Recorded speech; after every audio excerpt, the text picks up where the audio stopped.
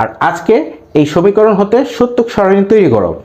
এই সবগুলো video part by আকারে চলতে থাকবে ইনশাল্লাহ, তোমরা দেখতে থাকো। ওকে, 6 নম্বর হয়ে গেল, 7 নম্বরটা করাই দিচ্ছি। এই সবগুলোই হচ্ছে কি সমীকরণ থেকে বা ফাংশন থেকে সত্যক সারণী তৈরি করো, ফাংশন থেকে সত্যক সারণী তৈরি করো। 7 নম্বরটা সলভ করতেছি।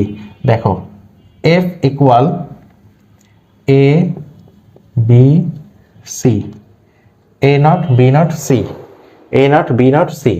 সো এটা কি হবে? এটা 3 চলক। প্রথমে আমার ফোকাস থাকবে কোন দিকে? 3টা চলক। 3টা চলক মানে কত? 8টা ঘর। 3টা চলক মানে 8টা ঘর। তাহলে কত? a b c, a b c, a b c, 4টা 0